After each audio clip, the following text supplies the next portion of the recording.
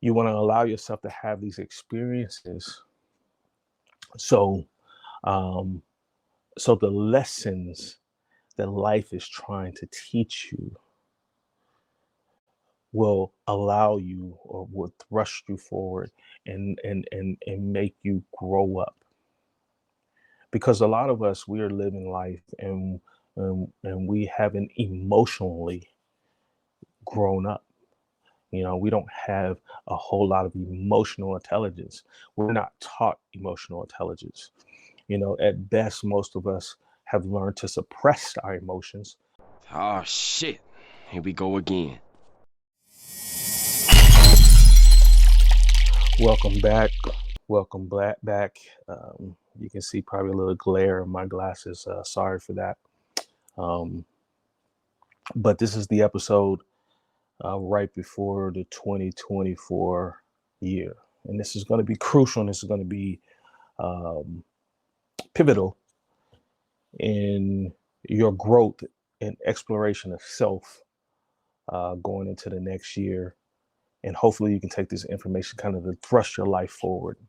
And I hope it enriches you in the proper way.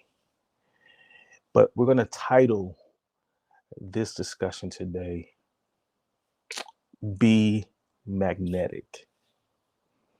I want you to really, really focus in on some of the things I'm going to talk about. But first, what I need you to do is I need for you to like and subscribe because that's how I get on the algorithm. Help me out so I can put out more content. And so when you see this content, you'll be able to click on the thumbnail so you can get this information. But going back to the discussion, being magnetic. Magnets work through the process of polarization. Simply put, that means that opposites attract. The two opposite uh, polar energies are attracted to each other.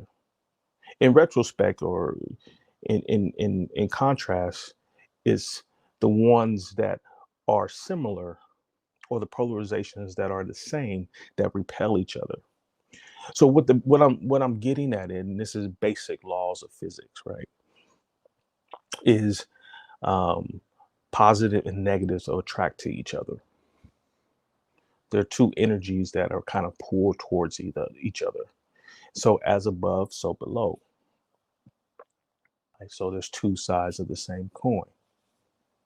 So basically, how I explain duality to most people is you don't know an up unless there's a down, and you don't know whether it's hot versus until you knew that it was first cold. And usually, when you're talking about duality, it's usually not a this or that. It's usually a matter of degrees and perspective. It's a matter of having a reference point of the other side. So the point I'm trying to make here, and the picture that I'm trying to portray, is you need in life, you need both the positive and the negative situations. Now, I want you to follow me when I say this, right? Because the self help community talks about all the time about, well, when you have a negative thought, go ahead and just try to replace it with a positive. Well, in my experience, or what I found out is the negative thought usually is because of some type of programming, some type of previous programming. And so you need those negative programs to come up to your awareness so you can be aware that they're there so you can deal with them. But most people, because they're uncomfortable in dealing with negative situations or negative feelings and emotions, they don't want to deal with those things, and so they try to suppress it. And that's the worst thing that you can do when you're trying to better yourself, is to suppress old feelings and old emotions, or negative feelings and negative emotions. Because although you may be successful in the short term, in the long term, what I found is those things have a tendency to find their way back up. And those things kind of find their way back up, typically in the worst, most inconvenient times. So it's better to allow them to come up. It's better to allow them to sit, or for allow you to sit with them and allow them to be there, so you can draw the awareness to them, so you can develop a plan, or you can start to focus on what you need to do to counteract that, or to do something different.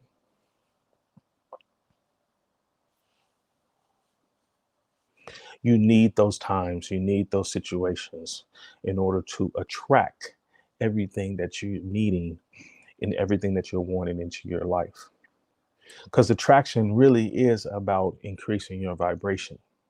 It's not necessarily increasing your circumstances, but it's about being able to have healthy options and choices in order to deal with those situations.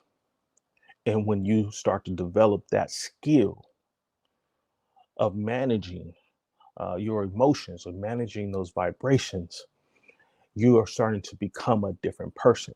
And when you don't track what you are or what you want, you attract who you are. And so that's when you start to bring things into your life, or you start to create things into your life. So oftentimes, in pursuit of trying or wanting to be so much of a positive person, because we're all human, we all have things that we're dealing with. We none of us have just arrived. None of us are Jesus or Buddha or anything like that. So we're all striving to get there, and we probably never get there, right? I'm not perfect. I have shortcomings and situations that come up all the time, you know. But what we're doing when we are saying to the universe that all I want is positive experiences, is um, you're now allowing the universe to work out the negative, or work out the uncomfortable situations that can actually thrust you into your next level, because life is meant to be lived. Life is meant to be experienced. And so if you're cutting out the fullness of those experiences, because just because you see it as positive doesn't necessarily mean that it is, and just because you see it as negative doesn't necessarily mean that it's negative. So, but it but it's the culmination of those experiences, both what we label good and bad. And we have to be careful how we label things, because what's good for somebody else may not be good for another, and what's bad to somebody else may not necessarily be bad to anybody else. So we have to be careful. It's just a matter of perspective. We have to be careful in what we label. We have to become more of observers of life, and allow ourselves to live in the moment and experience life. It's because those experiences are what shape your reality. It's what actually is makes you you. And the highest form of self-love is is knowing thyself. You want to allow yourself to have these experiences, so um so the lessons that life is trying to teach you will allow you, or will thrust you forward, and make you grow up. Because a lot of us, we are living life, and we haven't emotionally grown up. We don't have a whole lot of emotional intelligence. We're not taught emotional intelligence. At best, most of us have learned to suppress our emotions, but that's not necessarily having emotional intelligence. Emotional intelligence is being able to manage your emotions, even in the presence of uncomfortable emotions. And everything is an opportunity for growth. So you have to consolidate both of those sides, both of those halves, the good and the bad, or what we label good and bad, the conscious and the subconscious. You have to consolidate those, and that's when you're putting yourself in a position of the most change.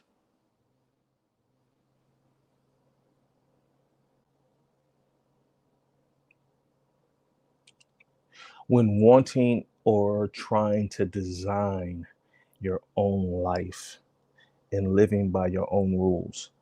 I'm going to link that video up in the description box above. But the key to living by your own rules is being or becoming, or should I say, that is the product or the byproduct of magnetism, right? The key is to be courageous in being enough. You have to be courageous and be authentic to yourself. And that takes a lot of courage. A lot of us are trying to be someone else. A lot of us are trying to mimic who we think others want us to be. A lot of us are suppressing who we truly are in order to fit into a certain paradigm or a certain dialogue or a certain group. But that doesn't necessarily make us authentic. Authentic is who you are truly at your core. When you're unapologetically you, uh, and you're comfortable in your own skin. And of course, this is polarizing. This is absolutely polarizing, to say the least. You know, when you get to a point of full authenticity, you're going to be polarizing to some, and you're going to be polarizing to most, if not all. And that's okay, because people that mess with you, or people that like you, or the people who want to be around you, are going to be around you because they see the value in you, not because you're creating false value to be with them. They're going to be around you because you created value amongst yourself, and that in itself is going to draw them in, and that in itself is very attractive and very magnetic. People are going to be drawn to you, and and the reason why people are so drawn to people who are authentic and people um, who are magnetic is because they're not afraid. You know, they are conquering the the the paradigm or the lower vibration of fear. They learned that fear, even though it can feel very real, it's just a construct. Many times we're dealing with fear of the unknown, and the unknown keeps us locked in place. And so those people who dare to be them or dare to step out, right? They're leaders. They tend to lead. In leading, that doesn't necessarily mean that they're necessarily trying to dominate somebody. They're leading out in their energy, and their energy in itself is like a fish hook. You throw the fish hook out there, and with the bait, and the fish that are attracted to that bait, they bite, and then you draw them in. And so magnetism is like that. You're drawing people in, not necessarily because you're trying to manipulate them, but you're drawing people in just by your energy. Your energy is contagious. You'll get responses from people like, you know what, it was just something about him that drew me, or something about her that drew me to him or her.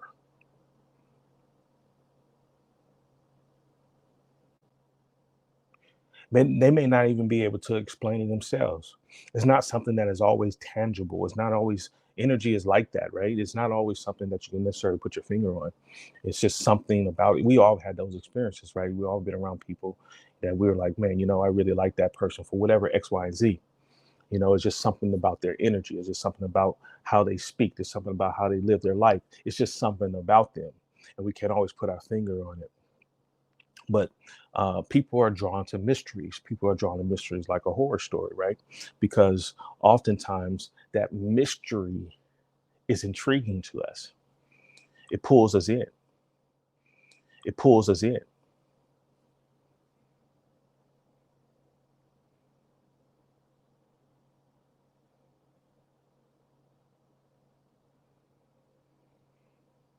Mystery is also contagious. It's also magnetic, because People who are very mysterious are comfortable in the unknown. They're comfortable in the space, in the gray area, in the quietness of the space, the energetic space. And so they're okay with flow, going with the flow and being in the unknown. And all miracles that happen, I'm not quite sure if you guys believe in miracles, but all miracles, when I speak of miracles, I'm not saying like some woo woo out of the sky or anything like that, but anything that we're manifesting, anything that we put our intentions in, that we're trying to draw towards us, all of those intentions and all of those miracles that happen with those intentions happen within the unknown. So sometimes you have to be comfortable with being uncomfortable, and just trust and have faith that uh, that if you're putting energy out there and with the right intentions, and you're taking the proper actions, and you're controlling what you can control, that what goes out won't come back void.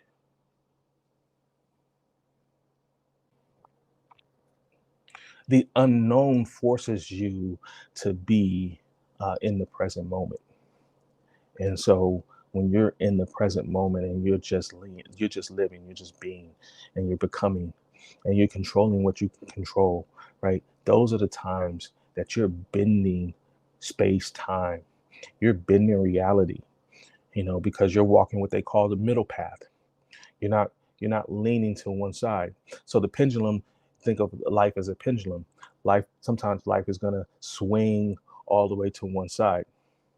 At the degree that it swings to one side, it has to swing back to the other side. What you have to do and what you're trying to do as you're living out your life is you're trying to keep the pendulum from swinging from one side to the other, going from one extreme to the other. And so most people try that have an elevated lifestyle, elevated thinking, they try to walk right in the middle. They try to walk that middle path, just like in the yin and yang. The circle is divided by that line in the middle, but it's divided by both halves. And so on one half, you have representation of the other in each half. So that should tell you right there that there's light and dark in both halves. And so what you want to do is you want to walk in the middle, to where you're not swinging from one side to the other. You're not having these big old major swings. And high vibrational people tend to operate in this awareness. They tend to be okay, like I said, in that space.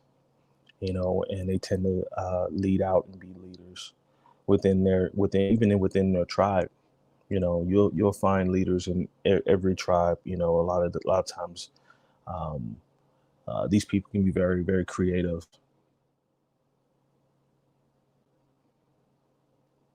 So how does all of this tie into magnetism? Well, first, and I touched on it a little bit, is being authentic. I can't stress that enough. Is you have to be authentic. You have to be yourself. You have to find a way to express yourself in ways that allow you to thrive in this world and give a contribution to this world, because everybody has something to give. I know sometimes it seems like, from an individual standpoint, that maybe we're just another number, or we're just another person, and what our thoughts and feelings doesn't matter. But that's not true at all. We all have something to contribute. We all have something to give. You're special and unique. You're one of a kind. So what you need to do is you need to put yourself out there. You need to give what God gave you. I'm using God, but you can use the universe. You can use the great mother, whatever the term is that you're using. You got to put that gift that God gave you to use. And we all have gifts. We all have talents, and that's okay. It's okay for you to thrive in that, and and be comfortable in that, and be okay with that. It doesn't matter what your mom said. It doesn't matter what your brother said. It doesn't matter what that teacher said about you. All that matters is what you feel about yourself. And when you feel a certain way about yourself, when you elevate yourself and you feel good because you've accomplished the things that are meaningful to you, that's the authenticity that I'm talking about. And that's what's going to draw people closer to you. That's what's going to bring people and want people are going to want to be around you. And that's what's going to tell is going to what we had talked about. It's going to say people are going to be like, man, there's just something about that person. I can't put my finger on it, but man, it's such good energy, and I want to be around them. That's what you should be thriving for. And yes, this takes a high level, you know, and the second point of that is this takes a high level of emotional intelligence, right? Because we all have to start somewhere. I'm not saying that I'm perfect. I'm not saying that I have it all figured out. But what we do have to do if we're becoming, we have to identify those things that are our triggers. We have to identify those things that have been our setbacks, that are keeping us from our overall goal, that's keeping us from manifesting the things that we are desiring into our lives, right? And so, and like I said, you don't attract what you want; you attract what you are becoming. And so when you come to an awareness, or when you come to a high level of awareness, you start to notice the things that are necessarily keeping you back. That self-sabotage or self-sabotaging um, habits that are holding you back. And we all have them, right? We all have those trigger points that, you're moving, you seem like you're gaining some momentum and you're moving in the right direction. And then bam, something comes along.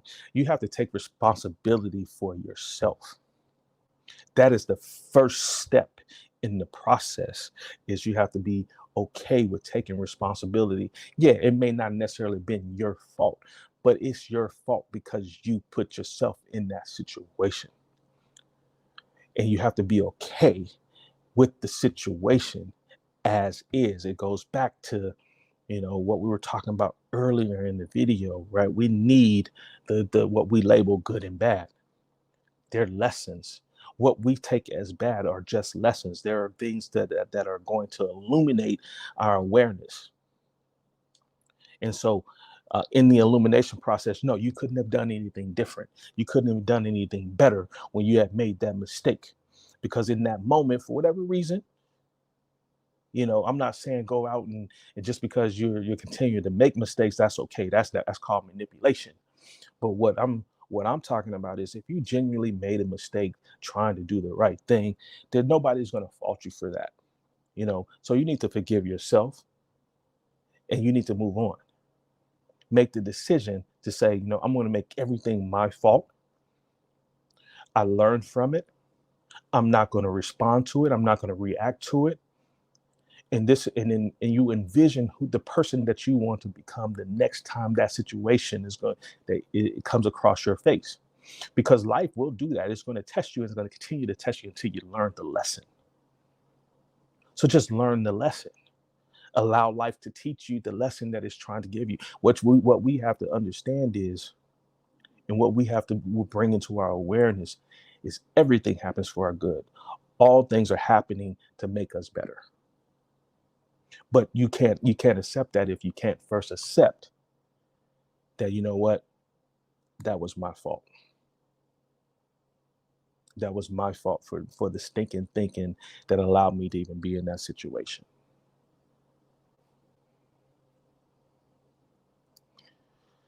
And once you elevate past all of these things, these limiting concepts, these limiting beliefs, the next step in the process is following your passion.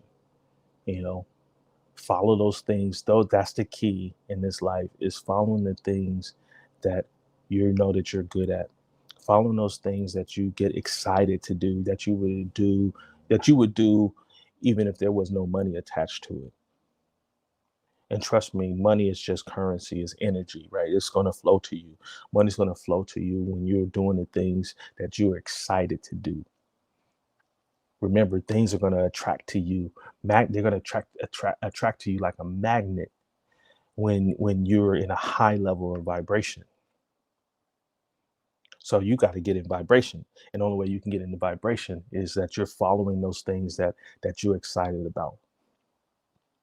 And when you're excited about something, guess what? You exude confidence.